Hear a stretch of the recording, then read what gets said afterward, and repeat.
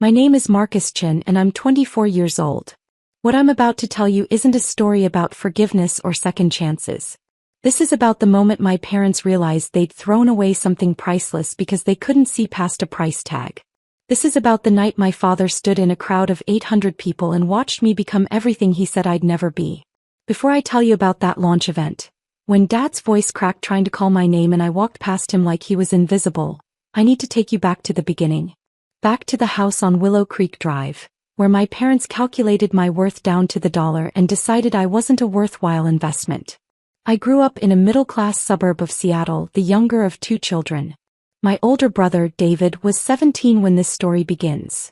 A straight-A student, varsity baseball captain, already accepted to Stanford on a partial academic scholarship. He was everything our parents wanted. Naturally gifted, self-motivated, impressive on paper. I was the opposite. I struggled in school, especially with reading and math. What we didn't know until much later was that I had undiagnosed dyslexia and ADHD. All my parents saw was a kid who needed constant help, constant support, constant resources just to maintain C's and B's. "Why can't you be more like your brother?" my mother, Patricia, asked at least once a week. David never needed a tutor. David never needed extra help. Why do you have to make everything so difficult? My father, Richard, was more direct. "We're paying $200 a month for tutoring and your grades are still average. That's $2,400 a year on mediocrity. Do you know what that money could be doing if we invested it?" The only place I excelled was music. I'd started piano lessons at age 6, and while I struggled to read books, I could read music like breathing. My piano teacher, Professor Elena Vasquez, said I had a gift. That my fingers understood emotion in ways that couldn't be taught. "Marcus feels music," she told my parents during one of their rare appearances at a recital when I was 11. "He has genuine talent. With the right training he could." "How much does the right training cost?" my father interrupted. Professor Vasquez looked surprised. "Well, if he wants to pursue this seriously, he'd need to increase to 2 sessions per week, enter competitions, eventually consider a pre-college conservatory program. So thousands of dollars for a hobby." My mother's voice was flat. "He can barely pass regular school. We're not funding a pipe dream." But they did keep paying for weekly lessons, mainly because it was the one thing that kept me quiet and out of trouble. Piano became my refuge. The 1 hour each week where I wasn't stupid, wasn't struggling, wasn't a disappointment. Professor Vasquez was in her 50s, a former concert pianist from Argentina who'd moved to the States to teach. She had dark eyes that missed nothing, silver-streaked hair she wore in an elegant bun, and hands that could coax magic from any keyboard. She lived alone in a beautiful old house near the university, dedicated entirely to her students. "You have something special, Marcus," she told me every week. "Don't let anyone convince you otherwise."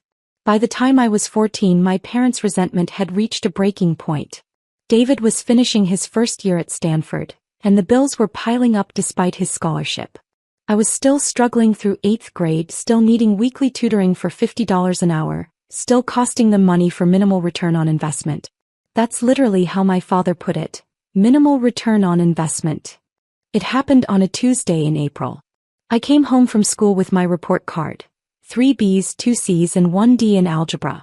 I'd actually improved from the previous semester. The tutoring was helping, but all my parents saw was the D. My father was waiting in the living room when I walked in, my mother beside him on the couch. David was there too, home for spring break, looking uncomfortable. "Sit down, Marcus," my father said. I sat in the armchair across from them, my stomach already sinking. "We've been doing some calculations," my father began, pulling out a spreadsheet. Because of course he had a spreadsheet. "Since you started struggling in elementary school, we've spent approximately $47,000 on your education. Tutors, learning specialists, testing, extra programs, supplies. $47,000. Do you know what David cost us in the same time frame? Maybe $5,000, and most of that was enrichment programs he chose, not remedial help he needed." "Richard," my mother said quietly, but she didn't stop him. "You're bringing home C's and D's despite all that investment," he continued. "Meanwhile, David's at Stanford maintaining a 3.9 GPA. Your piano lessons alone have cost us $15,600 over 8 years. For what? So you can play at 1 recital a year." "I love piano," I said quietly, Professor Vasquez says. Professor Vasquez makes money off you staying interested. My mother cut me off. Of course she says you're talented. This is her income stream. That's not fair, I protested. She really believes. Enough. My father held up his hand. We've made a decision. We're cutting off your tutoring and your piano lessons. David needs money for graduate school applications and we need to start saving for retirement. We can't keep throwing money at a child who isn't showing results. The room went silent. I looked at David, who was staring at his hands, refusing to meet my eyes. You're taking away my piano lessons? My voice came out small, broken. You're 14, my mother said. Old enough to understand priorities. We have limited resources and they need to go where they'll make a difference. David has a future in corporate law or business. You'll be fine. You'll graduate high school, get a normal job, live a normal life. Not everyone is meant for greatness, Marcus. Something inside me cracked. Professor Vasquez offered me a scholarship. A full scholarship to her summer intensive program. She believes in me. A scholarship means she keeps you hooked, my father said dismissively. Then later there are fees, travel costs, equipment costs. We've seen this before. The answer is no. But the discussion is over. My father stood up. You'll finish out this month's piano lessons since they're already paid for, but that's it. And tutoring ends immediately. You'll have to figure out school on your own like David did. If you're genuinely enjoying this story, please consider hitting that like button. Your support helps me continue creating content like this. I went to my room and cried for hours. Piano was the only thing I had. The only place I felt talented, capable, worthy. And they were taking it away because it didn't produce the returns they wanted. That night I heard them talking in the kitchen. I'd come downstairs for water and froze when I heard my name. Maybe we're being too harsh, my mother was saying. He's still just a kid. A kid who's costing us a fortune for nothing, my father replied. Patricia, be honest. Do you really think Marcus is going to do anything extraordinary? He's average. Below average considering how much help he needs. We're not being cruel, we're being realistic. David is our investment that's paying off. Marcus is a sunk cost. A sunk cost. That's what I was to my father. Not his son. Not a person with value. A failed investment. I went back upstairs, packed a backpack with clothes and essentials and wrote a note. I understand I'm too expensive. I'll figure it out on my own. Don't look for me. I left the house at 2 a.m. and walked 4 miles to Professor Vasquez's house. I slept on her porch until she found me at 6 a.m. when she came out to get her newspaper. Marcus. She was in her bathrobe, hair down, looking shocked. What on earth? I told her everything.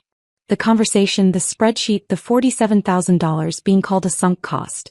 I couldn't stop crying. Professor Vasquez led me inside, made me hot chocolate and let me talk until I had nothing left to say. Then she made a phone call. Yes, Patricia, this is Elena Vasquez.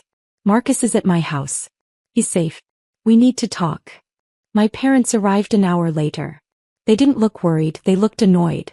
Like I'd created an inconvenience. Marcus, you can't just run away because you don't like our decisions, my mother started immediately. Get your things. We're going home.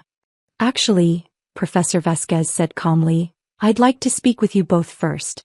Marcus, would you wait in my studio? I went into the music studio. A beautiful room with a grand piano, walls lined with instruments and awards, and closed the door. But I could hear everything. Do you have any idea what you've done to that child? Professor Vasquez's voice was sharp, angry in a way I'd never heard from her. Telling him he's not worth investing in? That he's too expensive to love. You don't understand, my father said. We have limited resources and 2 children. We have to make choices. You have unlimited cruelty apparently. Marcus is a brilliant musician. I've taught for 30 years and I've never had a student with his natural gift for emotional interpretation. He could be extraordinary. With all due respect, Professor, my mother said coldly, you're biased. You want to keep teaching him. I offered him a full scholarship to my summer program. No cost to you. I've offered to teach him for free if money is the issue. I've done everything but beg you to let this child pursue his gift. And you're cutting him off anyway because he's not like his brother. There was silence. He told you about the scholarship offer? My father finally said. He's been trying to tell you for weeks, but you won't listen. You're so focused on spreadsheets and return on investment that you can't see your own son. And now he's so convinced he's worthless that he ran away at 2 a.m. rather than live in a house where he's treated like a failed business venture. We're doing what's best for our family, my father said, but his voice was less certain. No, you're doing what's easiest for you. And when Marcus does become something extraordinary, which he will, with or without you, you'll regret every word you said to him. Every dollar you begrudged. Every moment you chose calculation over compassion. Is he putting you up to this? My mother asked sharply. Making himself the victim? I'm putting myself up to this. Because someone needs to advocate for this child. Now I have a proposal. Let Marcus stay with me. I'll take full financial responsibility. I'll cover his living expenses, his education, everything. You won't have to spend another penny on your sunk cost. The silence stretched so long I thought they'd left. You want to take custody? My father finally said. If necessary, yes. I'm licensed as a foster parent. I did it years ago for other students in need. I can make it legal if you agree. Marcus deserves to be somewhere he's valued. Another long silence. Fine. My mother's voice was tight, defensive.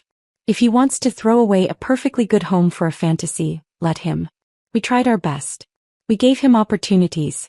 If he's too stubborn to appreciate what we've done. You've done nothing but damage. Professor Vasquez cut her off. Now get out of my house. I heard the front door slam. Footsteps approached the studio. Professor Vasquez opened the door, her face composed but her eyes bright with unshed tears. Marcus, you're going to live with me now. If that's what you want. They really just left me? I whispered. They did. And sweetheart, I'm so sorry. But their failure to see your worth says everything about them and nothing about you. You're staying here, we're going to prove them all wrong, and you're going to be magnificent. Do you trust me? I nodded, unable to speak. Good. Now we have work to do. You have talent, but talent needs discipline. Structure. Dedication. Are you ready to work harder than you've ever worked? Yes. Then let's begin. The legal process took 3 months. My parents signed custody papers without contest, officially giving me up. David called once to say he was sorry that he'd tried to talk them out of it, but he had finals and couldn't get involved. I told him I understood, but we both knew it was a lie. He chose not to get involved. My parents sent one email after everything was finalized. When this music dream falls apart and you need real help, don't expect us to bail you out. You made your choice. I never responded. Professor Vasquez, I started calling her Elena after the adoption was finalized. Transformed my life. She set up a structured routine. School from 8 to 3, homework and tutoring from 4 to 6. She hired a specialized tutor who actually understood dyslexia. Piano practice from 7 to 9, dinner and family time from 9 to 10. Family time? I asked the first week. Yes. We're family now. We eat dinner together, we talk about our days, we exist as people, not just teacher and student. You need to know you matter beyond your talent. She got me tested for learning disabilities and finally got the dyslexia and ADHD diagnoses. With proper support and medication, my grades climbed to B's and A's. Turned out I wasn't stupid, I just had a brain that worked differently. But music was where I soared. Under Elena's intensive training, I progressed faster than I'd ever imagined possible. She entered me in competitions and I started winning. Regional competitions, then state, then national. By 16, I'd won the Young Artists International Piano Competition, performing at Carnegie Hall. My biological parents weren't there. David sent a congratulations text. Elena was there, crying in the front row, standing to applaud until her hands were red. You're extraordinary, she whispered afterward, hugging me tight. Never forget that. During my high school years, Elena and I talked often about the problem I'd seen. Talented kids from low-income families who couldn't afford instruments, lessons, or program fees. Kids like me, but without someone like Elena to rescue them. Why can't we create something? I asked during dinner one night when I was 17. A program that gives free instruments and lessons to kids who can't afford them? Elena's eyes lit up. That's a beautiful idea. But it takes funding, organization, infrastructure. So we start small. We fundraise. We get donations. We build it. Drop a comment and let me know where you're watching from. Your support means everything. That conversation planted a seed. We started researching nonprofit structures, funding models, similar programs. Elena introduced me to people in the music education world. I spent my senior year of high school developing a business plan for what I called Harmony Bridge, a nonprofit that would provide free music education to underprivileged youth. I was accepted to Juilliard with a full scholarship. During my 4 years there studying piano performance and arts administration, Harmony Bridge grew from an idea to a reality. Elena and I officially incorporated it as a 501c3 my sophomore year. We started with a single program in Seattle serving 30 kids. By the time I graduated, we had programs in 5 cities serving over 500 students. But I wanted more. I wanted to scale Harmony Bridge into something transformative, national, undeniable. After Juilliard, I spent 2 years working as a performer and private instructor, saving every penny while growing Harmony Bridge on nights and weekends. Elena had retired from university teaching to run Harmony Bridge full-time as executive director. I was founder and creative director, handling program design and fundraising. We were operating on a budget of $400,000 annually, funded entirely through small donations and grants. It was enough to serve 800 students across 7 cities. But I had a vision for serving 10,000 students. For that, we needed serious money. When I was 23, I attended a philanthropy conference in New York. During a panel on education innovation, I met Victoria Brennan, a tech billionaire who'd made her fortune in educational software and now ran a foundation focused on youth development. During the networking reception, I approached her. Ms. Brennan, I'm Marcus Chen, founder of Harmony Bridge. We provide free music education to underprivileged youth. I'd love 2 minutes to tell you why this matters. She looked at me, young, earnest, probably the 100th person who'd pitched her that day, and said, "You have 1 minute. Impress me." I was kicked out by my parents at 14 because they decided I wasn't worth the investment. My piano teacher adopted me and showed me that talent isn't about money, it's about access and belief. Harmony Bridge has transformed 800 kids' lives in 2 years on a shoestring budget. With real funding, we could reach 10,000 kids annually. Kids who will become musicians, teachers, creators. Kids who'll transform their communities the way I'm transforming mine. That's not just music education. That's generational change. Victoria studied me for a long moment. Where did you go to college? Juilliard. Full scholarship. Impressive. Send me your deck. If the numbers work, we'll talk. I sent the pitch deck the next morning. 2 weeks later, I received an email. Let's meet. Bring your executive director. Elena and I flew to San Francisco. Victoria's foundation offices were stunning, glass and steel with views of the bay.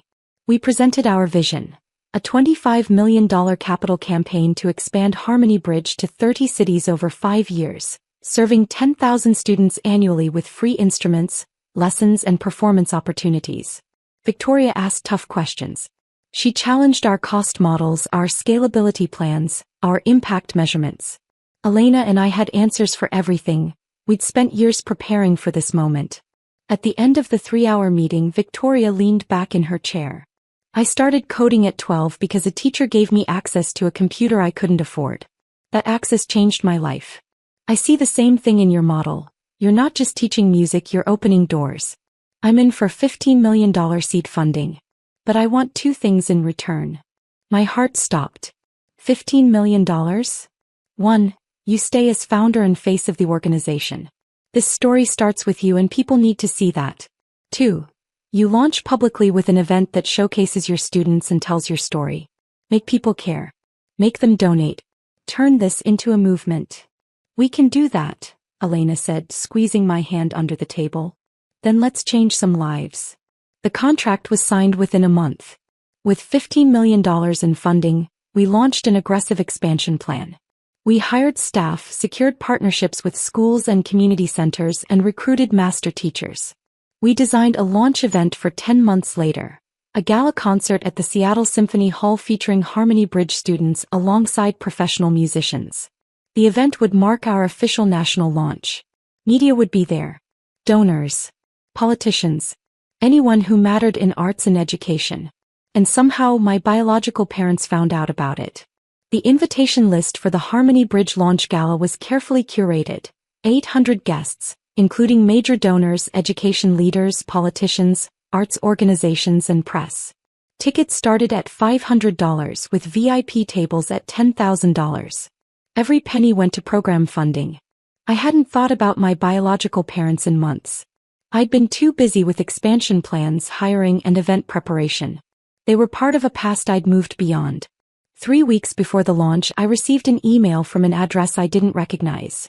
richard.chin2847@gmail.com. Marcus, this is your father. We saw the news about your nonprofit launch. We're very proud of what you've accomplished. We'd like to attend the event and support you. Can you add us to the guest list? Dad. I stared at that email for a full hour. Proud? Support? Where was that pride when they called me a sunk cost? Where was that support when they kicked me out? I showed Elena. What do you think I should do? She was quiet for a moment. What do you want to do? Part of me wants to tell them to go to hell. Part of me wants them there so they can see exactly what they threw away. Then let them come. But Marcus, they'll be just another face in the crowd. This is your night. Your achievement. Don't let their presence steal your joy. I replied to the email. 2 tickets will be at will call under your names. Tickets are $500 each. See you there. My father responded immediately. We thought family might be comped. I didn't reply to that one. The week before the launch, press coverage intensified. Local news ran features on Harmony Bridge. NPR did an interview with me about access in arts education. The Seattle Times published a profile, From Abandoned Teen to Philanthropist, Marcus Chen's Mission to Make Music Accessible. The article included my story, the parents who kicked me out, the piano teacher who saved me, the nonprofit built on the belief that every child deserves access to beauty. It went viral. Suddenly, everyone wanted to talk about Harmony Bridge. Donations flooded in. The gala sold out completely with a waiting list of 200 more people wanting tickets. My biological parents were already on the list, so they had their seats. Row M, Section 2. Not VIP. Not special. Just regular attendees like everyone else. The night of the launch arrived. Seattle Symphony Hall glowed with lights. Red carpet. Photographers. Local celebrities. It was surreal. This kid who'd been called worthless was now the center of attention for creating something that mattered. I wore a custom black suit. Elena wore an elegant navy gown. We stood in the VIP reception area before the show, greeting major donors and press. Victoria Brennan was there along with the mayor, several state legislators, and executives from major foundations.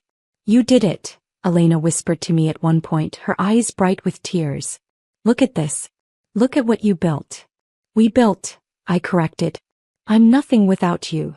The program was designed to be powerful. First half, Harmony Bridge students performing, kids from tough neighborhoods, foster care, homeless shelters, all playing instruments we'd provided, showcasing talent that would have gone undiscovered without access. Second half, professional musicians joining students in a collaborative concert. Then my keynote speech and the official campaign launch. As showtime approached, I did a final check backstage. 12 student performers ages 8 to 17, all dressed in formal concert attire we'd provided. They were nervous and excited, some of them performing on stage for the first time. You're going to be amazing, I told them. Remember why we're here. To show the world that talent has nothing to do with money. You're proof of that. Go out there and play like you own that stage. They did. The first half was transcendent. An 11-year-old girl from a domestic violence shelter played Chopin with such delicate emotion that people openly wept. A 15-year-old boy who'd been living in his car 6 months ago performed an original jazz composition that brought the audience to its feet. Every single student was brilliant. During intermission, I stayed backstage preparing for my speech. Elena found me pacing. They're here, she said quietly. Your parents. I saw them in their seats. They both look, I don't know, uncomfortable. Good. The second half began. Professional musicians from the Seattle Symphony joined our students for collaborative pieces. The visual was powerful, world-class performers treating these kids as equals playing side by side. It made the statement we wanted. Talent deserves respect regardless of circumstance. Then it was time for my speech. The lights dimmed. A video began playing on the screens. Highlights from Harmony Bridge programs, testimonials from students and parents, statistics on the impact of arts education. Then my introduction. Ladies and gentlemen, Please welcome the founder of Harmony Bridge, pianist and advocate for music education equity, Marcus Chen. The applause was thunderous as I walked onto the stage. 800 people on their feet. I reached the podium, adjusted the microphone, and looked out at the audience. I found Elena first, front row center, already crying. I found Victoria Brennan smiling proudly.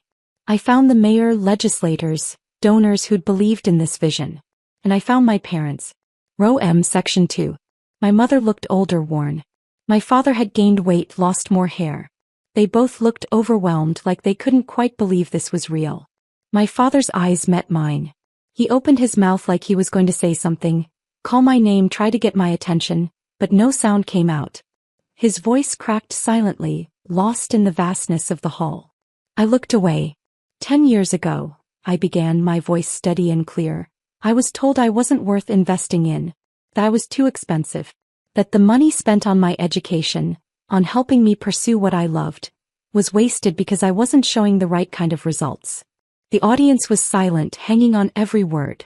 I was 14 years old when my parents kicked me out of their house because keeping me cost too much. They had another child who was succeeding in traditional ways, and I was the one who needed tutoring, who needed accommodations, who needed support to pursue music. I was told I was average. Below average. A sunk cost. I could see people in the audience reacting, glancing around, probably trying to figure out if my parents were present. Some had read the news articles and knew this story. But one person saw something different. My piano teacher, Professor Elena Vasquez. I gestured to Elena and the spotlight found her. Didn't see a cost. She saw a child with talent and no support. She took me into her home, adopted me, and gave me the opportunity to pursue my gift. She invested everything in me, not because she expected returns, but because she believed every child deserves the chance to discover their potential. Elena was crying openly now, hand pressed to her heart. Elena taught me that access changes everything. That talent exists everywhere, but opportunity does not. That there are thousands of kids like me, brilliant, creative, passionate kids, who will never discover their gifts because they can't afford a $30 used guitar or a $50 piano lesson. Harmony Bridge exists to change that. To give those kids what Elena gave me, a chance. The applause started, building to a roar. I waited for it to quiet. Tonight we're launching a $25 million campaign to bring Harmony Bridge to 30 cities. To serve 10,000 students annually. To provide free instruments, free lessons, free access to the transformative power of music education. We're not just teaching kids to play instruments, we're teaching them they matter. That they're worth investing in. That their dreams are valid even if they don't fit traditional definitions of success. More applause. I could see people pulling out phones, probably to donate. To everyone who's supported Harmony Bridge, our donors, our volunteers, our partner organizations, thank you. You're changing lives. You're opening doors. You're telling kids they're worth it. I paused, looking directly at my biological parents for the first time since starting this speech. And to anyone watching who's ever been told they're not worth the investment, you are. Your worth isn't measured in dollars or traditional success metrics. You deserve support, opportunity, and belief. Don't let anyone convince you otherwise. The audience stood applauding. The sound was overwhelming, powerful, validating. I glanced once more at my parents. My mother was crying. My father sat frozen, his face pale, one hand pressed to his chest like he couldn't breathe. Around them, people who'd clearly figured out who they were giving them looks ranging from pity to disgust. They'd come hoping for, what? Recognition? Reconciliation? A chance to claim some credit for my success? Instead, they got to sit in a room full of people who now knew exactly what they'd done. Who knew they'd abandoned their child because he was too expensive.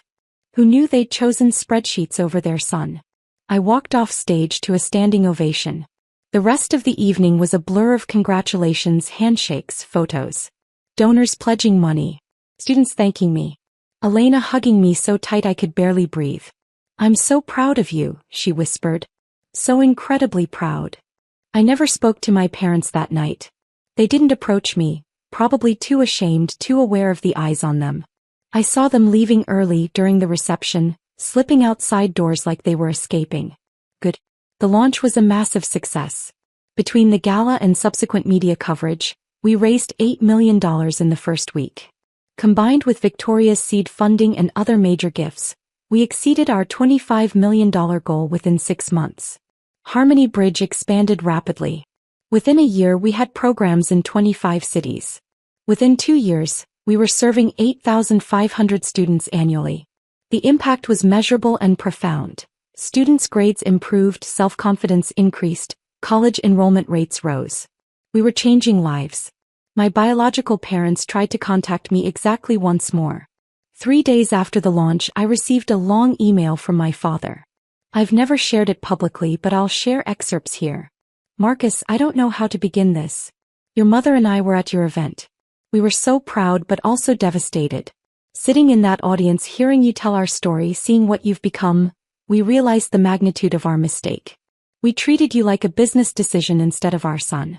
We prioritized money over you. We were wrong. Terribly, unforgivably wrong. I know we don't deserve forgiveness, but I'm asking anyway. Can we talk? Can we try to rebuild? We want to know you. We want to be part of your life. Please. Dad. I read that email 3 times. I felt nothing. No anger, no satisfaction, no sadness. Just nothing. I replied with one line, "You made your choice 10 years ago. I made mine tonight. Good luck with your lives." Then I blocked the email address. My brother David reached out separately. He'd seen the news coverage and wanted to apologize for not standing up for me back then. We met for coffee and he was genuinely remorseful, but the relationship was too broken. We're cordial now, we email on birthdays, but we're not brothers in any real sense. He stayed with them. He made that choice. I'm 27 now. Harmony Bridge is a nationally recognized organization operating in 35 cities, serving over 12,000 students annually with an operating budget of $18 million. We've won awards, been featured in national media, and changed thousands of lives. I still perform occasionally, benefit concerts, demonstrations with students, special events. But my real passion is this organization, this mission. Every kid we serve is a kid I used to be. Talented but unsupported, passionate but dismissed, worthy but told otherwise.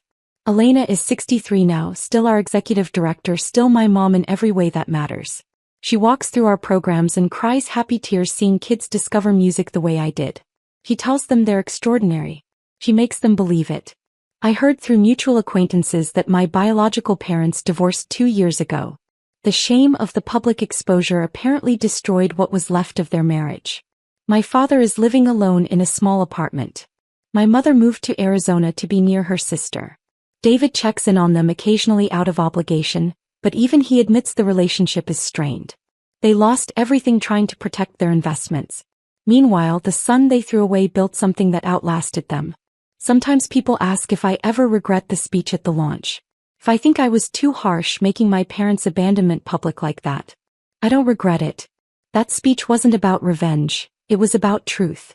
It was about showing every person in that room and everyone who heard the story afterward that children aren't investments to be calculated.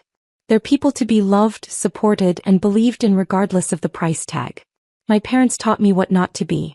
Elena taught me what to be. And Harmony Bridge is the result of both lessons. If you're reading this and you've been told you're too expensive, too difficult, not worth the investment, please hear me. Those people are wrong.